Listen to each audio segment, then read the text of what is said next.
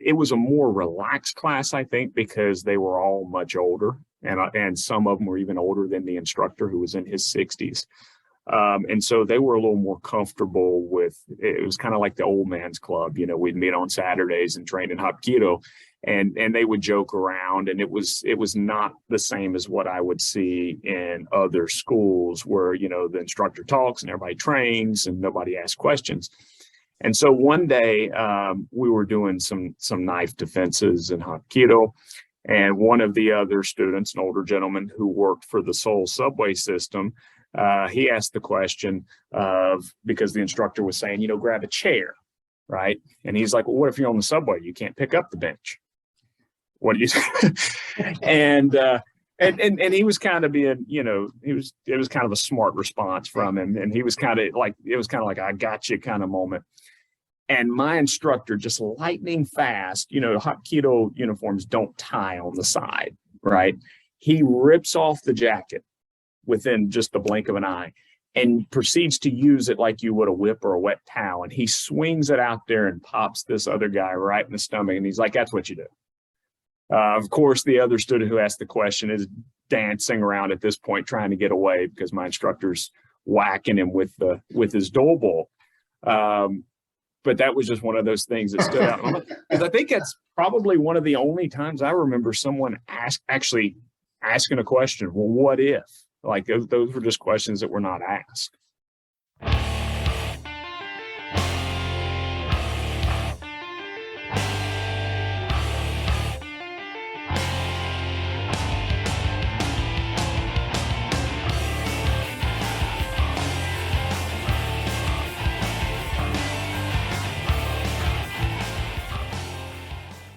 Hello, everyone. Welcome back to Conversations from the Hearth. Today, we're joined by Master Jeff Rosser from Mudo Korean Martial Arts out in Gastonia, North Carolina. Master Rosser, thanks for joining us on the show. Thanks for having me. Sir? Yeah, it's a real pleasure, sir. In doing some preliminary research about having you on the show, we were able to discover that we have a pretty similar background over there in Korea. But I just have a very elementary understanding of that. And I think your martial arts career goes way back, long before you went to Korea, I would assume. So can you tell for our students how you got started in the martial arts and where you're at today? Well, I started in the martial arts. I actually started in karate. I'm a Taekwondo instructor now, but I started in karate back in '91. I was 8 years old.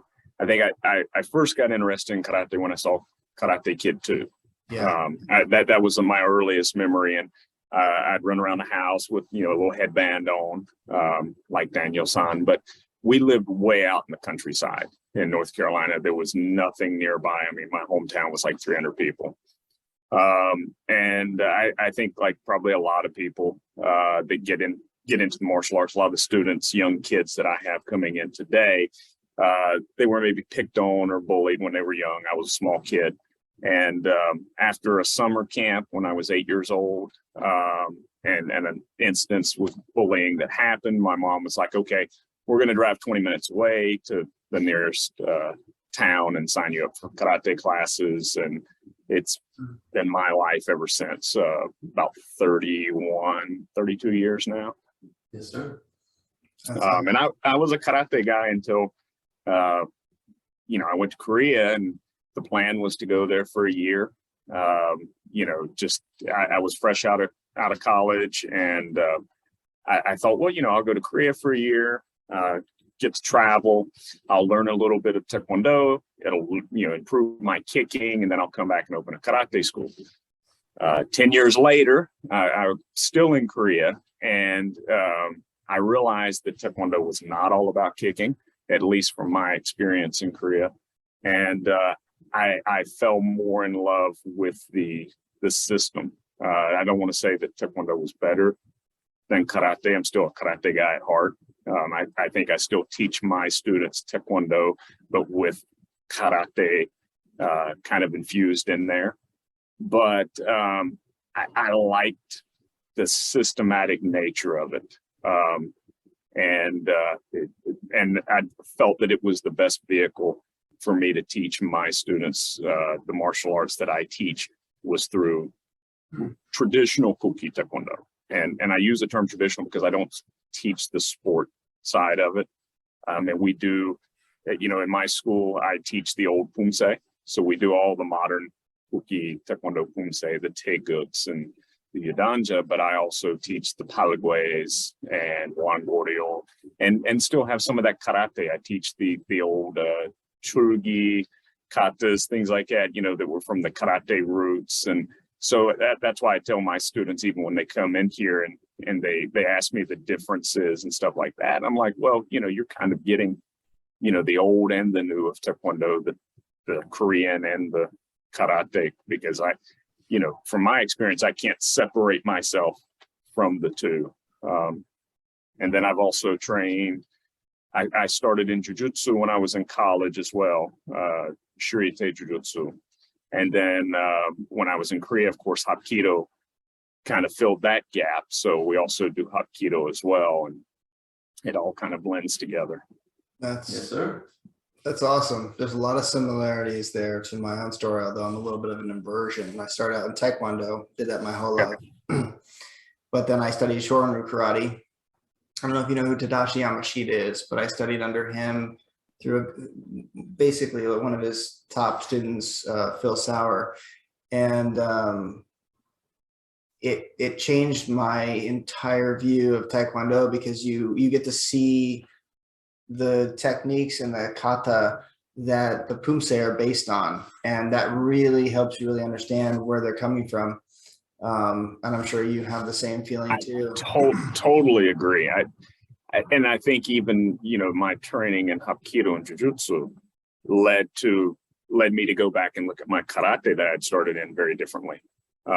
Because, there was a lot of stuff that I did in karate that I looked at it from one perspective. And then when you start training in other arts, it's the way I always tell people, my Taekwondo training made my karate better, my karate made my Taekwondo better, and vice versa.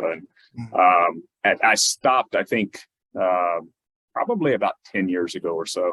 I started looking less at technique, which I think for probably the first 20 years of my training, I'd always focused on technique. What's this technique for? What is this? And started to focus more on movement. And that's when I really got into writing, and the book that I wrote was focused on the movement, right? It's like, we might do a particular movement or footwork in Taekwondo, and we'll say, well, this is for this. And then we do that exact same footwork and that exact same movement in Hapkido or Jiu-Jitsu, and we say, well, this is a shoulder throw. Well, why can't it be in both arts, used the same way? And so I started just focusing more on the movement and what are you trying to do with it, as opposed to, this is called a block, so it's a block. This is called a strike, so it's a strike, Yeah, it reminds me so much of what we always talk to the students about. The white belt mindset is we have defenses. I'm sure you've learned things like that too. Someone grabs you like this and attacks you that way to defend yourself. And the white belt mindset is just copy and paste, try to empty your cup and do as the master does. But the black belt mindset is about figuring out, well, why does the master do what he does? And there's some certain, important principles of power and leverage and economy of motion and all this kind of stuff that come into play. How you frame up your body and all that kind of stuff, that determines what works and doesn't work in that situation. And it sounds like kind of what you're describing in a little bit different way, sort of the shape of the motion or whatnot. But it's coming down to those essential principles. Discovering, I think, totally agree. Yes, sir. It also makes me think about, talking a little bit about the forms. I am not personally familiar with the karate forms as much as I am with the Pogway forms that we practice here.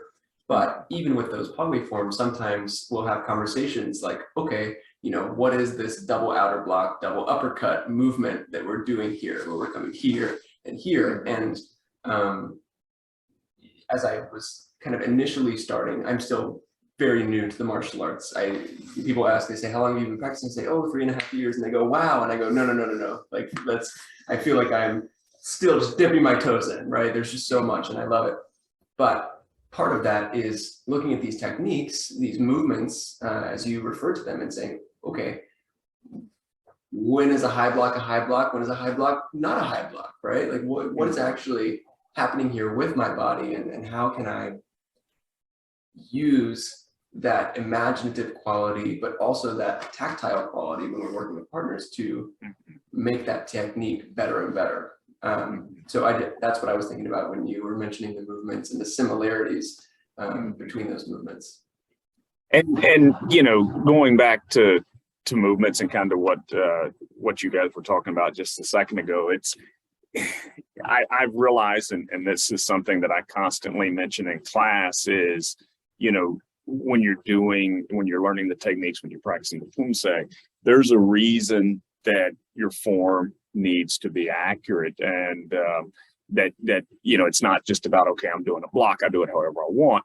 No, you need to learn, because you are focusing on your posture and the way that you frame your body, and I go into a lot of that in class with will we pronate or supinate our arm in this way, because this is where we get, we're focusing on moving ourselves to positions of strength, to being able to move efficiently, basically being able to move out of an attacker's strong points, but yet advancing our position. And you can only do this when you learn how to move the body to those points where you've got an advantage.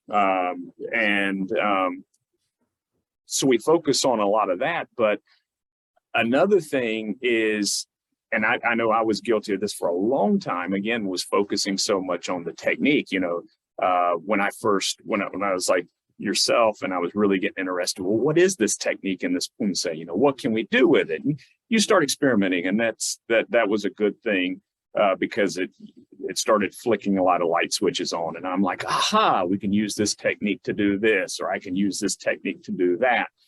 But for a long time, I was still focusing on the technique and the attack. So it's like, if an opponent does, or an attacker does this, you can use this. I was missing, I think, what's a bigger element, which is strategy. And so I was starting with the technique, and I think over time I've kind of gotten away from, not saying that technique's not important, but gotten away from that and gotten to a more basic level of, what am I trying to do? Right? Because I can't predict what somebody else is going to do. So if I'm only using my techniques as a response to a different attack, I'm already behind the curve. Whereas if, I focus on strategy and train in strategy, then my responses are kind of, that's my training coming out based on what I'm trying to do. So to give an example, I know this is can be kind of vague. One thing that we do in our school is we work on grabs and releases, right, at each level. I think it's important for students to know how to get free if someone grabs you by the wrist, or they grab you by the collar or by the hair. I mean, I don't have to worry about the hair one, but a lot of my students do.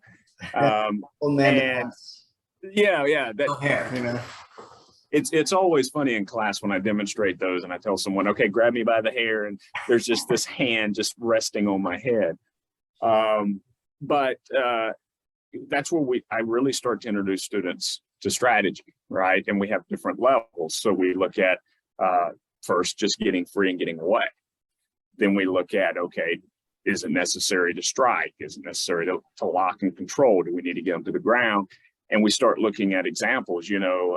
Someone attacks you, typically, and it depends if we're looking at, a criminal who's motivated by something you have, or if we're looking at someone who's just angry and motivated by emotions. But typically when someone attacks you, they're either bigger and stronger, or at least they perceive themselves to be able to take you. Not saying that's 100% of the time, but typically people don't pick fights that they don't believe that they can be successful at.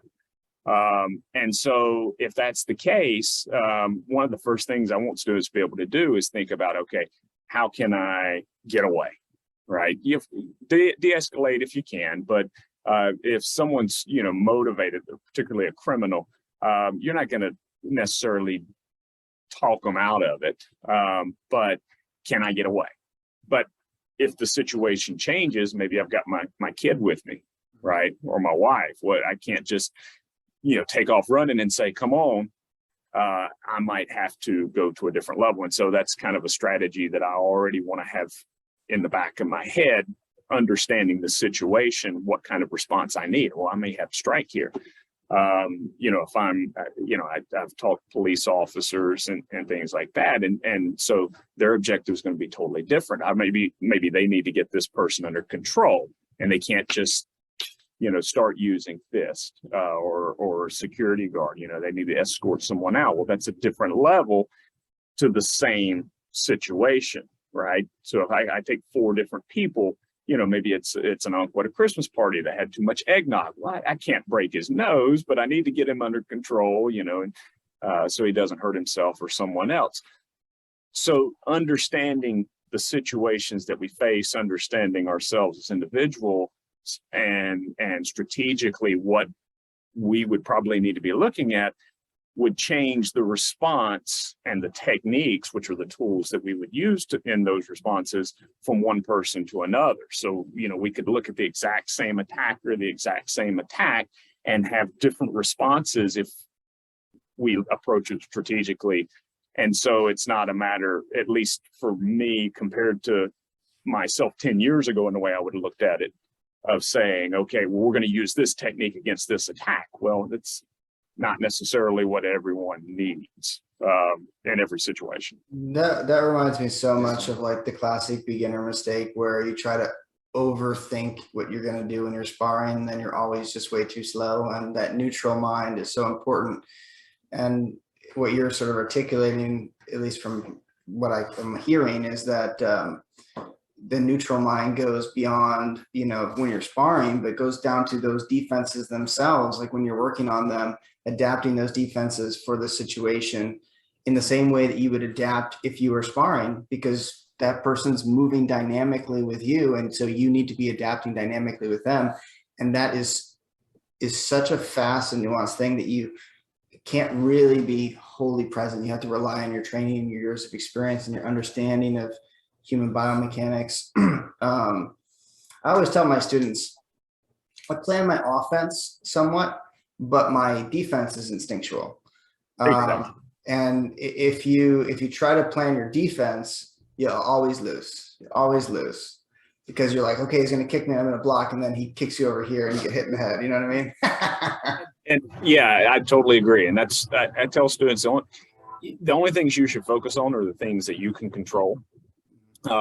Because you don't know what they're going to do. You don't know when they're going to do it, whether it's in self-defense or in sparring, in competition.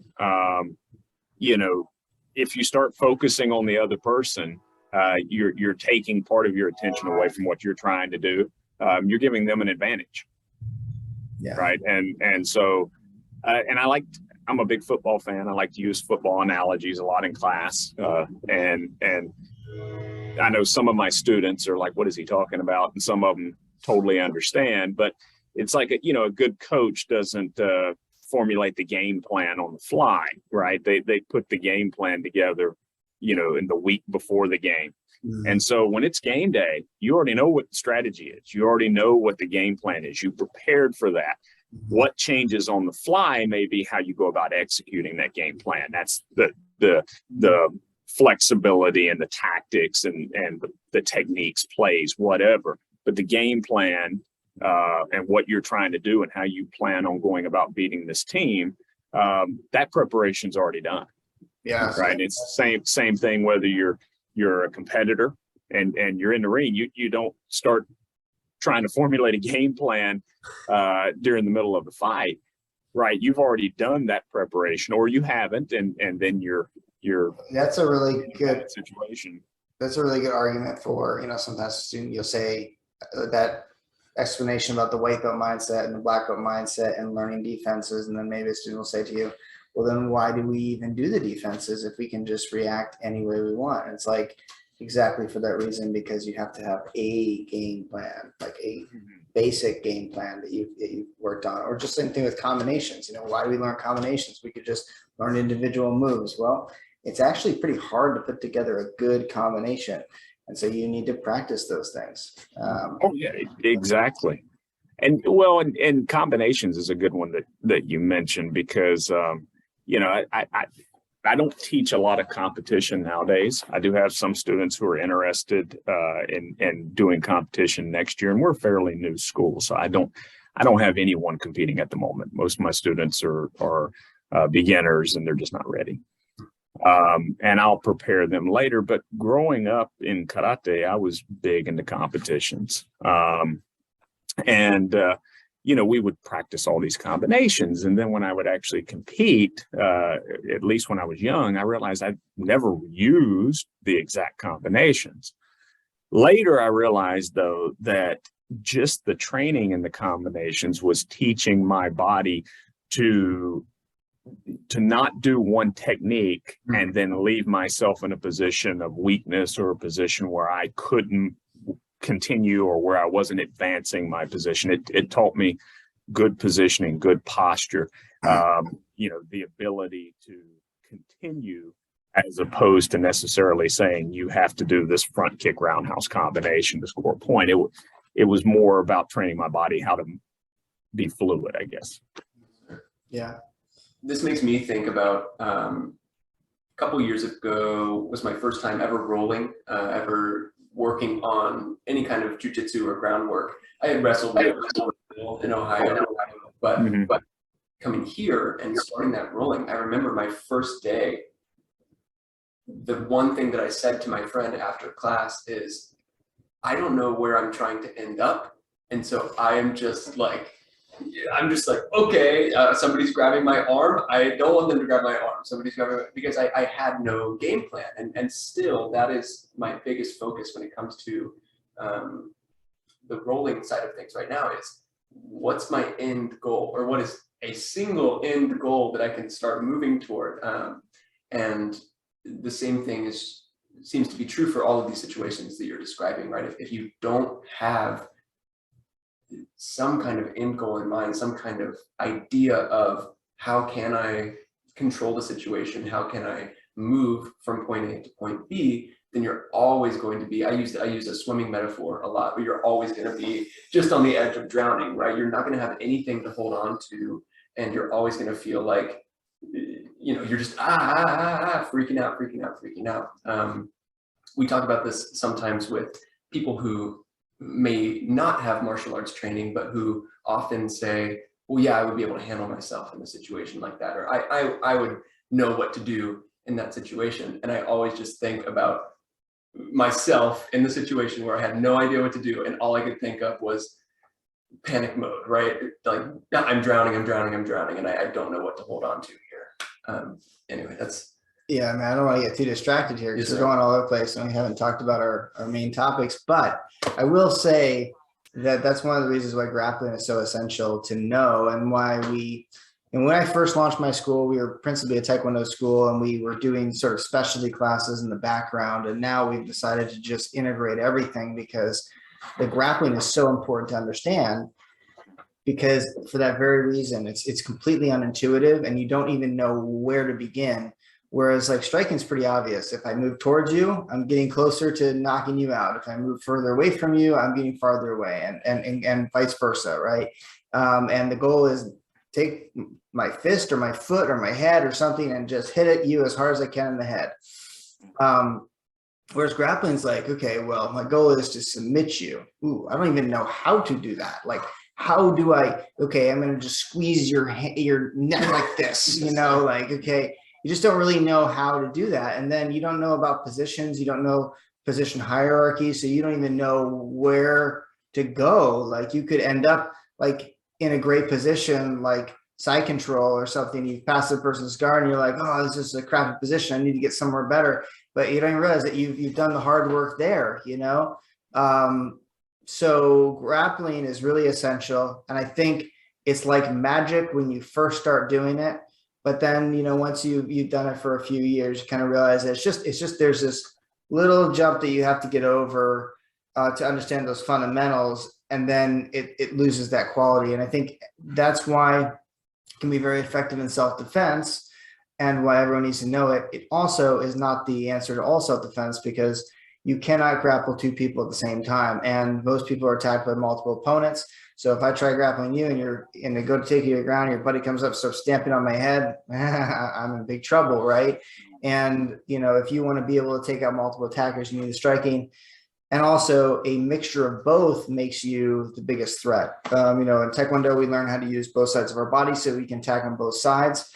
And that makes double the threat. And we proved that effectiveness when we competed in the early days against karate by being so good at switching our feet and attacking from both sides and cutting out on different angles. A lot of the world champions back in the early days of karate were actually Taekwondo practitioners. Look at Chuck Norris, Bill Wallace.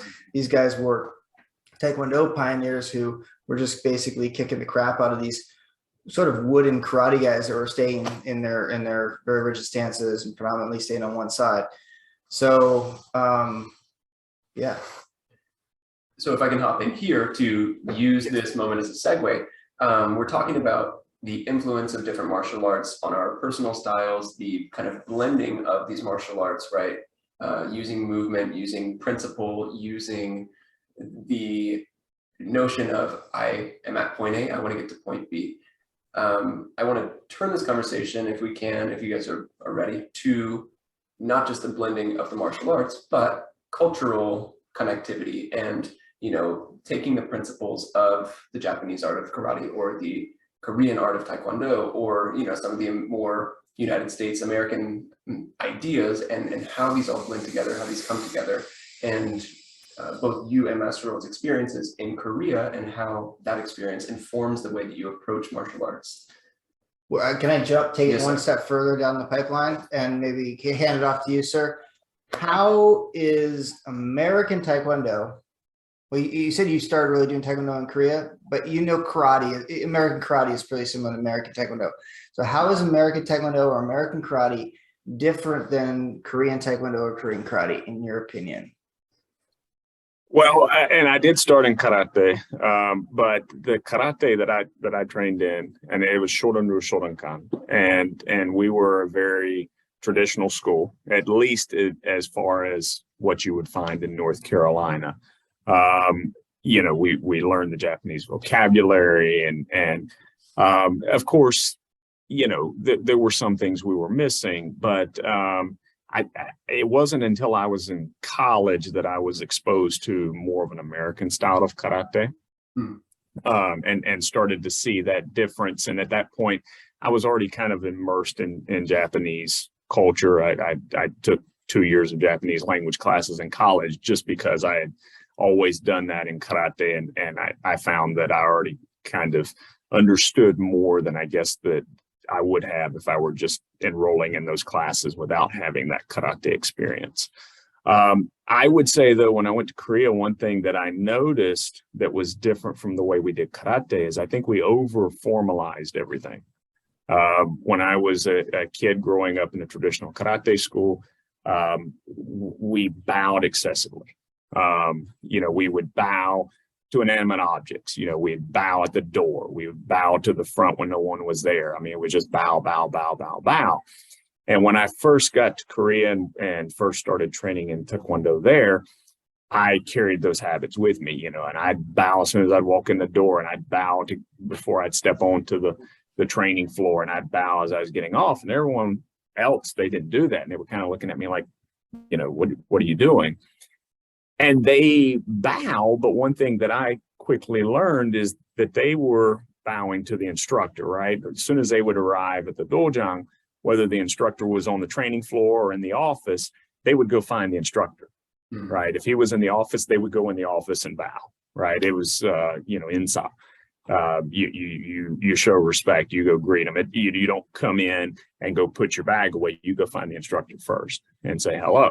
And I found that, just the dojang etiquette was, you bow and you showed respect to the individual, but not necessarily to the mat or to the floor or the building or whatever itself. So it was a little different in that way. Did you principally train with teams, or did you train at an academy?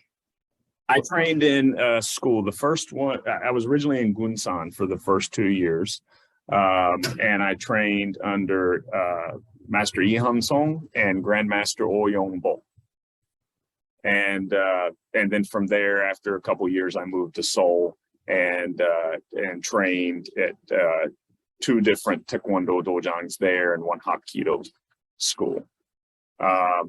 And I specifically sought out more traditional type Taekwondo schools. So I was not interested in the Olympic sparring type focused schools. Nothing wrong with that, just wasn't my interest. And I also stayed away from any of the schools that focused on a lot of the demo Taekwondo dance type stuff. I remember walking into one when I first moved to Seoul that was right in the neighborhood I was in. And as I walked in, your Taekwondo schools, sometimes they're on the 2nd or 3rd floor of like a large building. And sometimes there's a norebang, a singing room on the 1st floor. So you can hear kind of music reverberating through the walls. And that's what I was hearing. And as I got closer, the music was getting louder. And then I realized that it was this, kind of electro, disco type music, whatever, coming from the dojang itself. And I was like, okay, that's not for me. Yeah. But I was lucky enough to find some good ones that really taught me what I was seeking out. So, I had one school in Seoul where we did focus on, not just the taeguk and modern pumse, but also the palgues, right? And the original version of Goryeo, Wan Goryeo. My first school in Gunsan was big on breaking, right? And conditioning. And I, being a karate guy, I thought I knew a fair amount about that. And I always felt that we had really good punching. And I always thought Taekwondo was more about kicking. And the funny thing is, I learned how to punch better with better form and everything. I really just improved my punching training in Gunsan in Taekwondo. Grandmaster Oh Yong Bo. At the time, he was, he must have been about 66, 67 at that time. He was on the Korean national pumse team. He went to Uzbekistan, won silver medal, and one of the first, world pumse championships they were having. So he was a big name in that area with regards to pumse, but he was real big in breaking. And he taught me just so much about conditioning the hands. I mean, he would walk out into his yard every day and there were trees where, the bark was just stripped away where he would pound on these things. And, but he didn't just go out there hitting them. There was, highly sophisticated technique to the way that you condition and improve in those areas. And that was the kind of stuff that I wanted to learn when I went to Korea. And I was lucky enough that I found instructors that still focused on that aspect of it and not just the sport aspect. Again, nothing wrong with the sport, but it just wasn't what I was seeking out. No, you're preaching to the choir, because we feel the same way too. I started martial arts long before, or I started in Taekwondo long before it was even like a word people knew. At that time, Taekwondo was as weird as, it was just a very strange term. No one had ever really heard this term before. It's kind of where I was going to try to equate it to another martial art, but I feel like all martial arts, and maybe my perspective as a lifelong martial artist, but I feel like all martial art names have become much more ubiquitous in modern times than they were back in the day. And people really knew nothing about martial arts. But anyway, Taekwondo was like that. And that's when I started. And yes, there was competition, and the competition itself was much more realistic. One of the things I was going to say, if we got around to it, about the differences between American Taekwondo and Korean Taekwondo is that in my growing up in Taekwondo back in the day, it was much more like brawling than it was in Korea. In Korea, it was very tactical, not a lot of head kicks unless it was going to score, not a lot of spinning back kicks and spinning hook kicks. They were really interested in scoring points and performing as a high level athlete. Whereas in America, even at the national level, and it may be something to do with, I think it has partially to do with a lower level of competition in America and partially to do with the American mindset. But in America, it was very much like brawling, like you were trying to knock that person out to win. People get dragged out on stretchers all the time. I remember when I was 8 years old and I went to nationals for the first time, the kid who beat me went on to fight another kid who was working on spinning hook kick, which at that time was a new technique. Everyone was doing spinning crescent kick. That was the way people threw that kick. And then we had learned, if you turn over a little more and you hit with your heel, you get more power. So he's been practicing spinning hook kick and he broke that kid's neck right in front of my eyes at 8 years old.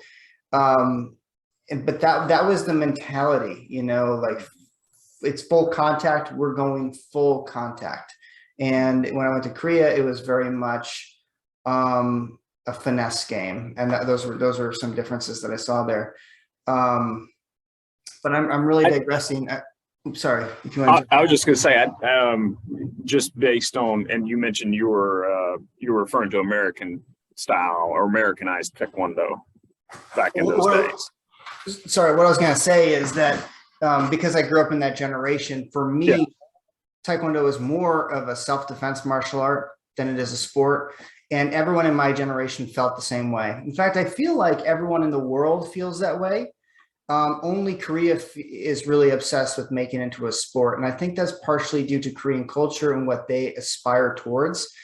They have I love Koreans and I want to talk about all the great things about them too. But one thing that I feel like is a blind spot to them is that they sort of feel ashamed of the past and they're totally future focused. Yeah. And because of that, they think, oh, well, what do the kids want these days? Well, they want Taekwondo Jejo, Taekwondo dance. What do the kids want these days? They like b-boying and stuff. So we're going to do that. What is the world seeing right now? Well, we're on the world stage with the sport. So that's what we're going to focus on. We're going to focus on sport. But what they're missing out on is that nobody cares about the sport. I've had on my waiver Olympic sport since the first day we opened almost 6 years ago. Not one person has ever checked that. They don't care about that, but almost every single person has checked self-defense. Okay. That is super important. Self-defense and leadership life skills are the main reasons that people study martial arts. And we see now that Taekwondo is sort of dying out and people are talking about maybe it's going to get removed from the Olympics and all this kind of stuff. And I believe the reason is that the lifeblood that supported Taekwondo to get to the Olympic stage was built on self-defense roots. And everybody agrees that that's the most important thing. And there's a huge movement of old masters, I guess I'm not old, but masters in our generation and before that are really hell-bent on preserving the traditional self-defense side of Taekwondo. And I'm hoping that we see some change in the future. You already see the Kukiwon is putting out a self-defense manual. I was at the Masters Summit last year, and there was a lot of talk about trying to return to those roots because they're starting to realize, they're just starting to wake up to the fact that they're kind of going in the wrong direction, and everybody thinks that this is not what Taekwondo is about. Taekwondo is about being principally a self-defense martial art originally created for the Korean military. And yeah, that's a lot of what you just mentioned. I kind of had some of the same thoughts. And when I was in Korea, when I was in Gunsan, my second year there, I was made an assistant instructor at the school that I was at, Kunmin Taekwondo. And the Gunsan University, their ROTC program, one of their requirements is the students had to go to a local Taekwondo school. And it just so happened ours was the one that had the agreement with the university. So we had every year about 30 or 40 ROTC students from the university that would come 5 days a week for, 6 months and train Taekwondo. And I was an assistant instructor at the school. And so I was working on a lot of the thoughts I was talking about earlier with regards to technique and strategy. A lot of that was bouncing around in here, and I didn't really have much of an avenue to get to teach that until my instructor said, okay, Jeff, Tuesday night, so it's one night a week for 1 hour, I got these ROTC guys and I got to teach what I want, right? And so they had been learning their pumse and things like that because they did have to, I think, get their first dan or something as part of the ROTC requirements. But I got that Tuesday night class where I could teach applications and defensive tactics and things like that. And I remember one of the first ones I taught, somehow I don't remember what the exact attack was or anything like that, but one of the students, he asked me, why would we use any of this, if I've got my rifle? And I'm like, well, I'm trying to remember exactly how the situation came up, but in his mind, when someone was in close quarter combat, so close that they couldn't use their rifle, he would just do Olympic style sport kicks. Like his intuition, his thought process was, well, I'll just use a roundhouse kick. And I'm like, it dawned on me at that moment that he had completely forgot that he was holding a weapon that could be used in other ways other than just to shoot with. There was really just no understanding of how to use Taekwondo amongst those students at that time, how to use Taekwondo for anything other than the way that it was taught as a sport, right? It was just Koreans or Americans? Yeah, no, this was Koreans. This was in Gunsan. And these weren't instructors or anything. These were students through an ROTC program. But it was just, and I'm sure they have a better understanding now. Again, these were beginners. But it was just that thought process was that all they knew of Taekwondo was what they saw in terms of the sport side of it. Mm-hmm. And here was a ROTC student who, once someone got close enough, his first inclination was, well, I'll kick them. Mm-hmm. And completely forgetting that, you can hit them with the butt of that rifle or something like that. Just there was no thought on, I've got hands, I've got a weapon. It's like, I'm going to use my feet. Yeah. And so that was just something that kind of stuck with me is part of it is the culture. And with the, Korea, as you know, is relatively a safe country. There's not a lot of crime. There is crime, we don't want anyone to be naive and think if they go to Korea, the crime doesn't happen, but violent crime is not something that's on the average Korean's mind, right? So they're less motivated to learn self-defense than I think Americans. I think even Americans, when you live in a safe area and a relatively safe community, you're still in your mind from what we see on the news, what we hear, we think more in terms of, I want to know how to protect myself. Whereas from, and you mentioned, with your school that no one really ever checked Olympic, sparring or Olympic sport. I think from most of the Koreans I trained with in Korea, most of them weren't really interested in self-defense. Like it just wasn't something they thought that they needed. And so I think that kind of dictated the way that Taekwondo was taught in a lot of schools was, what's popular? Okay, well, this K-pop group's popular, so we're going to play their song and we're going to learn how to do our punches and kicks in rhythm with the beat, kind of thing. Or we're going to focus on the sport because, that's the big thing. And so I think the self-defense kind of become a lost art in Korea. There's a whole generation of younger instructors who never really learned a lot of the self-defense. Like their instructor didn't teach them. They're great, at their techniques. They're probably national champions, a lot of them, and things like that. They've won medals in sport. But a lot of the self-defense of the art among the younger generation of Korean instructors that I met has even started to become lost. I know even some of the pumse, like the palgues, a lot of instructors that I met that were in their 30s and 40s never heard of a palgue. They're like, what's that? that was one thing that amazed me. I was very interested and I think a lot of my students as well are interested in Korean culture and the history of the art. And I found that over there, most people weren't. And maybe it's just because it's, your country, your history, you're not that interested in it. But I remember asking my first instructor, and I knew his teacher, but I asked the question one time, who was his teacher? I just wanted to kind of know our lineage, which is something I think Americans, American martial artists are often interested in. What's our lineage? How do we trace it back to Okinawa or to Korea? And he didn't know. He went back and he asked his teacher who his teacher was, and I got a name, and that was it. Never got any other information, never could find any information about this guy. His name was Im Soo. That's all I know to this day. It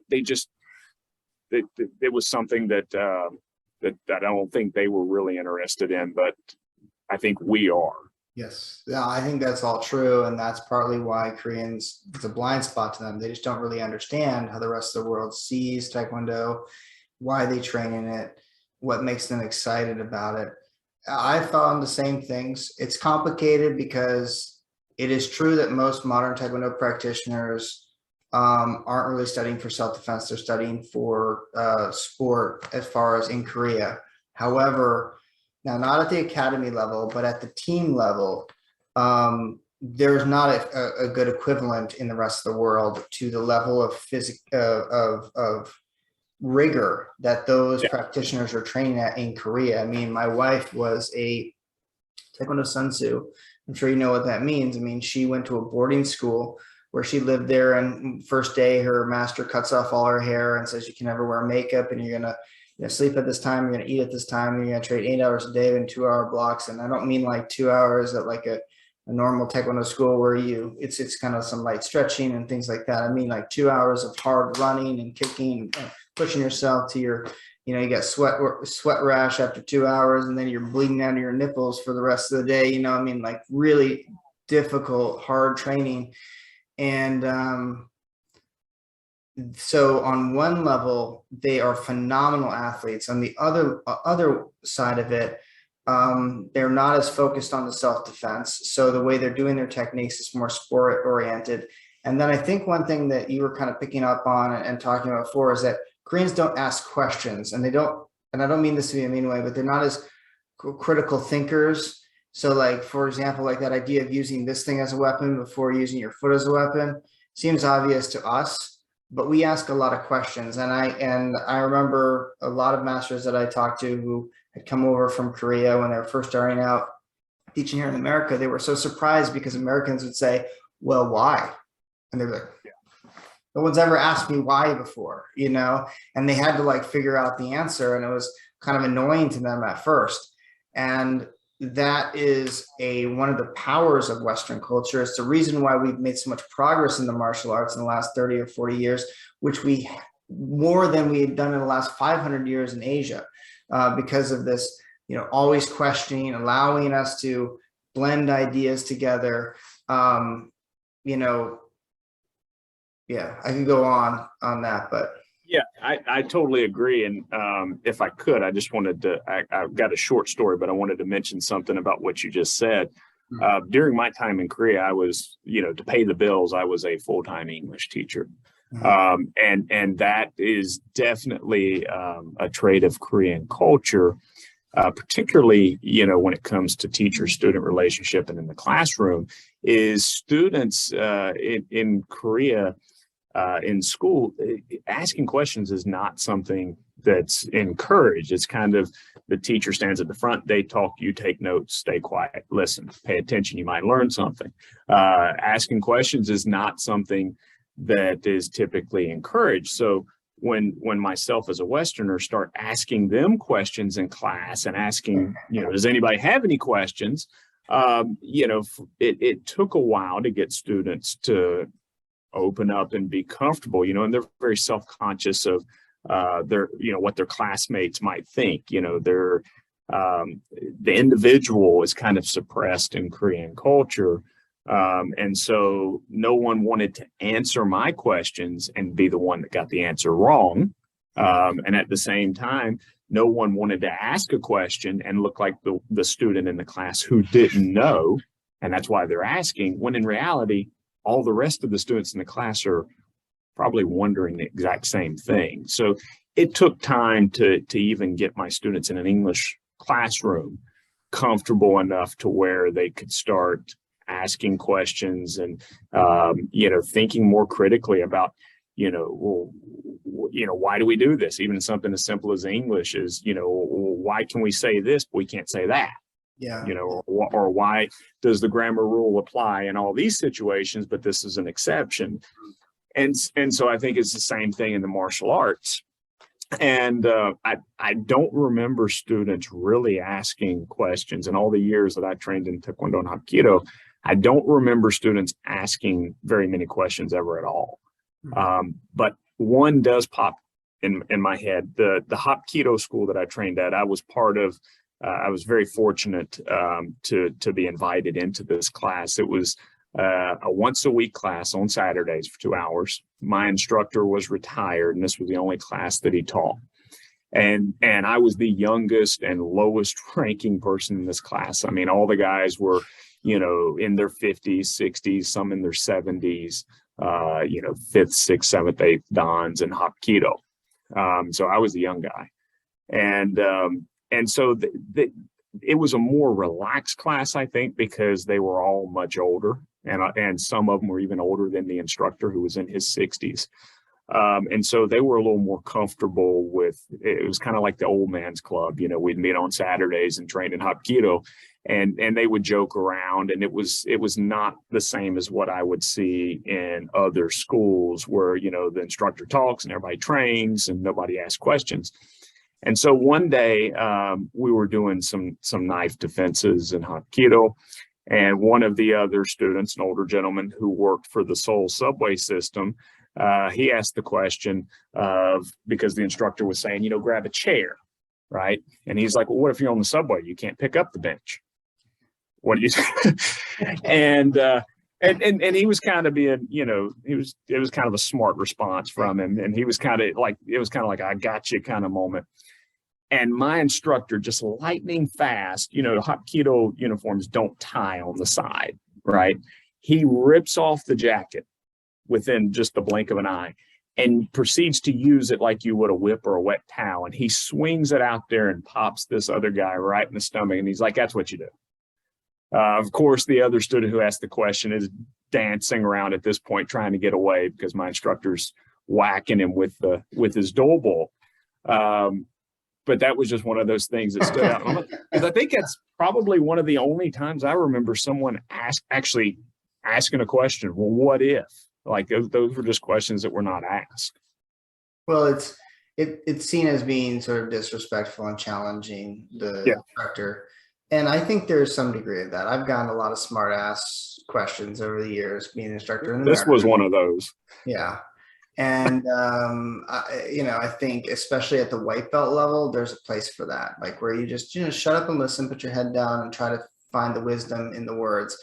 But I also think there's a time where you need to start critically looking at things and figuring them out at a deep level, like we were talking about earlier in the podcast.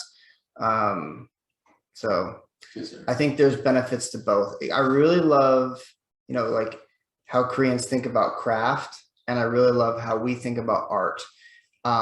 In Korean culture, craft is above art. And in Western culture, art is above craft. And what I mean by that is like, when I was a kid, I was always inspired to not do crafts, but to do art, be like artistic, express yourself, create something new that's never been made before. Don't just copy somebody else. But then in Korean culture, and I didn't think I would agree with them until I was over there and I really understood what they meant by craft is greater than art. It's like, who are you to think you can make a Michelangelo until you have copied his work, until you've learned what all the great masters before you have learned and said what they and mastered what they have said? Are you noteworthy enough to be able to say with humility, here's my little contribution to the pile? And it's really arrogant to go out and just think you can do that without having learned from the rest of, from your forefathers, and what's come before. And so you have to master craft before you can do art. And I think that's also really true. So, just we're probably going to have to wrap this up at some point. We've taken a lot of your time, but just to go back a step and talk a little bit about the initial topic that brought us to the differences between American and Western culture, which is this idea of respect. And you were saying how you felt like we kind of overdid it a little bit in the West compared to Korea. When you went there, Koreans always joke about how they don't do full bows. They just do like half bows and, ingredient and stuff. And they are really formal, like in Koreans will go up to the master's office and say, sir, I hope you have a great night before they leave. Whereas like a lot of American schools don't do things like that. So they do different formalities, even though in general, I think it feels a little bit less militaristic with their respect and discipline. But I think that's one of the best things about doing martial arts in the West is because it's not our own culture. We can take Korean culture, the best parts of Korean culture, and we can stick it on top of the martial arts and make something that's even better than it is in its root country. Because it reminds me a little bit, my parents were really into Native American culture. They love Native American culture. And my mom had sort of taken the best parts of Native American culture and to make her opinion of Native American lore. And when I actually started studying under Tom Brown Jr. and Ray Reitz, who were trained by Native Americans, and started teaching me about Native American culture, I realized that there are some good things and some bad things. But from my mom's lens, who was really Native American culture, she only saw the good things. And she had sort of created her own like new agey Native American culture that wasn't true to how Native American culture was. Well, that's what we've done with martial arts in the West. We've taken the best things out of Korean culture and we've infused them into our own culture to teach on the floor, to teach something that doesn't really exist anywhere outside of that dojang, but is so powerful and is really the best of both worlds. And I think that's why, even though I agree with you, maybe the respect and discipline is a little higher in America than it is in Korea, I think it's a good thing. And I think it's one of the most beautiful things about American martial arts. And yeah, I get your point. I don't know that I would necessarily say that I felt like that it was higher. I think it was more a matter of we didn't understand, and I say we, meaning even when I was a kid training in karate, we didn't understand the context. Like everything was just taught as, well, this is a sign of respect. Whereas, as you know, in Korea, there's many different kinds of bows, and the context is important, and the person's status and things like that, and even the particular occasion. Like with my in-laws, for example, there's a couple times a year where we get down on hands and knees and do a very deep formal bow. And it's same thing with my instructors in Korea. I would do that, but only at certain times, like when it was, Lunar New Year or Chuseok or Teacher's Day. It wasn't something we did at the beginning of every class. So there was, I don't know that I would necessarily say more respect one way or the other, but it was just in Korea, there was more of an understanding of the context of, when to do and how to do. Whereas I think growing up in karate, it was kind of this when in doubt, bow kind of mentality where kind of a misunderstanding of why you're doing the things you're doing. What reminds me of is the thing that I hate so much. So many American schools, they like to bow looking the person in the eyes. Okay, we had a conversation about that last week in class. It was that don't take your eyes off your opponent or enemy. And that was one of those things. I was guilty of that for a long time too, and then realized in Korea that goes against the whole culture. Yeah, I mean that goes to the whole reason to bow. The whole reason to bow is to show your humility and your trust in the other person. And so it's just such a westernization of that manner of that practice. It's like this idea of like, I'm going to look you right in the eye, so I never show weakness, and so I'm always able to defend myself. I think it was maybe it was that Hollywood that kind of instilled that part. I can't think of a movie, but I want to think that was maybe one of those Hollywood type things back in the 80s. Yeah, yeah. It might have actually been, was that Karate Kid? Maybe so. I have a vague memory of that final. Oh, it might be match. Cobra Kai. It might be Cobra Kai. But I think that's a sentiment that has pervaded Western martial arts, and the more Western a martial arts school, I feel like the more they do that kind of stuff, because they just really misunderstand where Koreans are coming from. And I think that's one of the greatest things you had talked about. You know, you start out in Taekwondo, in karate, but then you know, you fell in love with Taekwondo over there in Korea. And one of the things that I love both martial arts a lot. I really, really love karate, even though I grew up in Taekwondo my whole life. There's some things about the sort of culture of karate, the spirit of karate, it's hard to get from Taekwondo that I love so much. But one of the things that I love about Taekwondo is that it has such a strong influence from Korea, whereas a lot of the karate in America is karate. It's taught through a Western lens by Westerners, whereas most of the schools, Taekwondo schools, it's changing now, are taught by Koreans, and they have a very strong hand in the proliferation of Taekwondo worldwide. And because of that, there's this really wonderful culture that holds up Taekwondo that is very unlike any other discipline I've studied. And that group of people are some of the nicest, kindest martial artists I've ever met. And it you know, we were talking before about how a lot of those people aren't really going to study a martial art. They're going to study a sport or something like that. Maybe there's some of that involved, why they're so gentle and kind. But I also think the main reason is because Korean culture teaches that. I mean, even the Korean language is so beautiful and soft, and Korean mannerism is very soft. Sometimes I would see Koreans fighting in the street, and it was hard to tell because they would get really low and guttural, and they wouldn't be like up in your face with their chest puffed out like a lot of Americans do when they get confrontational. So that whole mannerism is different. And I just love that culture, and I love that group of practitioners. I've studied over 30 martial arts in my lifetime, and I've been a part of so many different schools and groups. And that group is the one that I always look to as inspiration for leadership, because they're just so just such wonderful people, and they seem to be doing martial arts for the right reason. And I've also been in mixed martial arts since I was 15, and I've been doing Brazilian Jiu-Jitsu for a long time. And no shade cast on them. I mean, the techniques are great and everything, but the culture just makes me sick most of the time. Most of the schools that I train.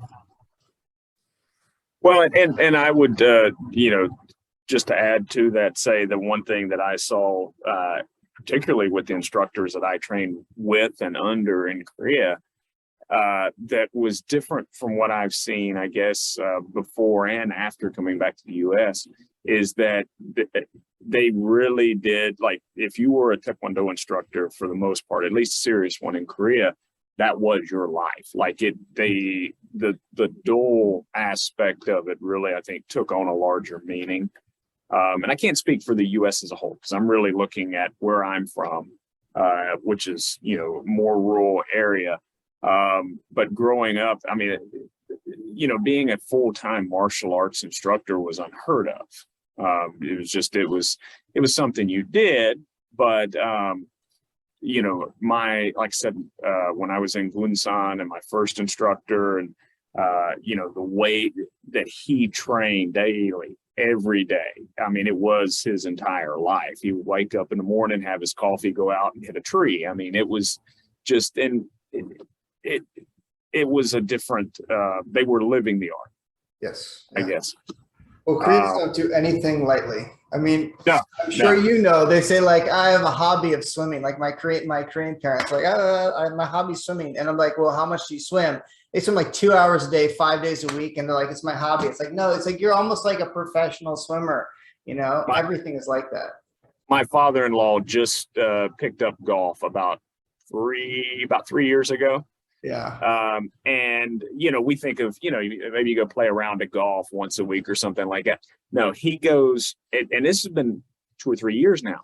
He goes multiple times a week to practice.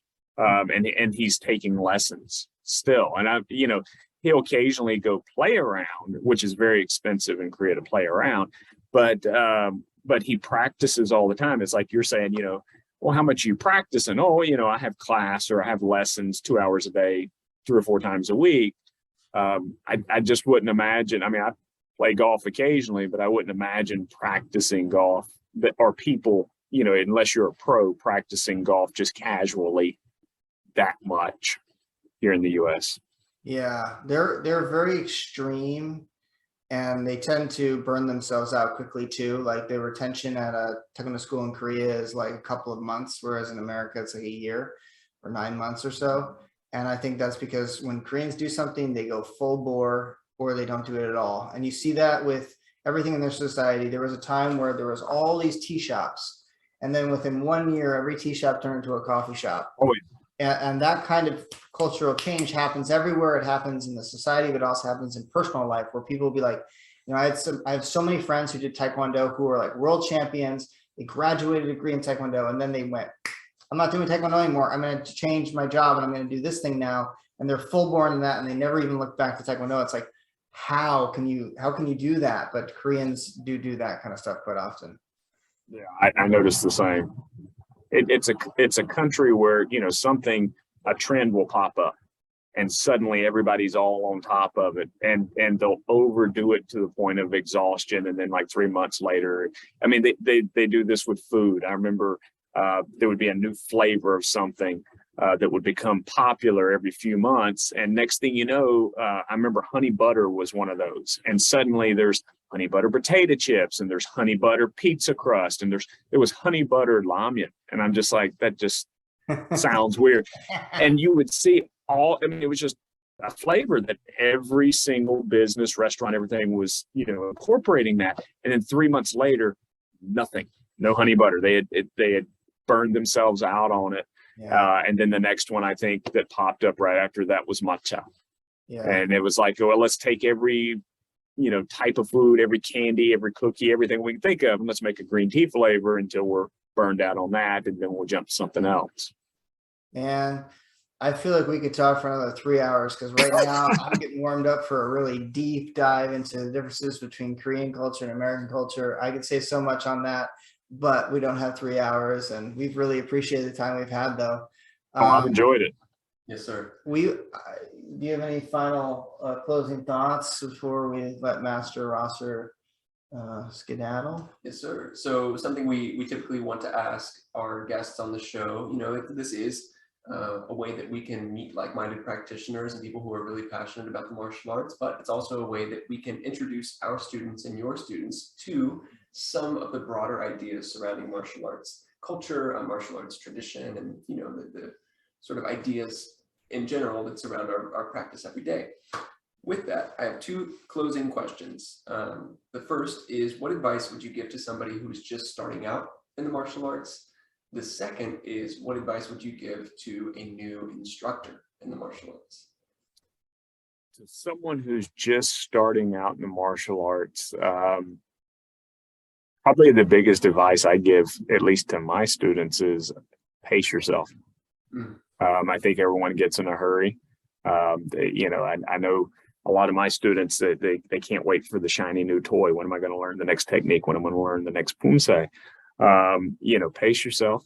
What are you wanting to get out of it? And if you realize that, I tell them it's a lifelong journey. Now, that doesn't mean everybody does it for their entire life, but you can continue with this as long as you want to. So what's the rush? And then for a new instructor starting out, be patient. I mean, really be patient. Everyone learns differently. Everyone learns at a different pace. Sometimes it's not that what you're saying is incorrect. And it maybe not even the way you're saying it's incorrect, but that doesn't mean everyone's going to understand it right away. or understanding at that moment. I mean, I think is for students as we grow and we learn more, then we can understand more, right? Especially when you're working with beginners, they don't with a lot of what they're learning, they don't have a point of reference, right? They don't have anything they can refer to or relate to. And so as an instructor, I think starting out for new instructors, I've got an assistant with me he's been training with me for many years before I ever went to Korea. And he's kind of getting used to teaching a little bit now.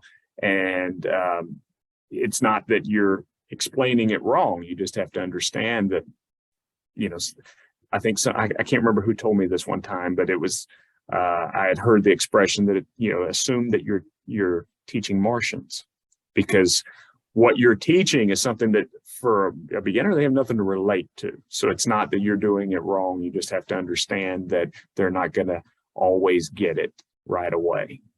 Sometimes they need the repetitions of a technique without fully understanding it. And then the understanding will come as they get those repetitions. Yeah. Yes, sir. So patience. Absolutely. That's great advice. Yes, sir. Master Rosser, it's been an absolute pleasure having you on. I think we're going to have you back on at some time in the future so we can continue these discussions, because I feel like we have a lot of shared passion and shared experiences, and I'm sure we can have some lively discussion there. Yes, sir. I would love that. And thank you for having me on. I really appreciate it. It was a great discussion. Yeah, I mean, I could sit here and talk about some of this stuff for hours. I know you guys don't have time. I don't have time right now, but we can definitely do it again some other time. Sounds great. Yes, sir. Let's do it. We'll make it happen. Take care, sir. All right, you too. Thank you. If you enjoyed that podcast, please consider liking and subscribing to our YouTube channel, as well as hitting the notification bell. We offer in-person, group, and private lessons at our facility in Kyle, Texas, as well as virtual lessons anywhere in the world.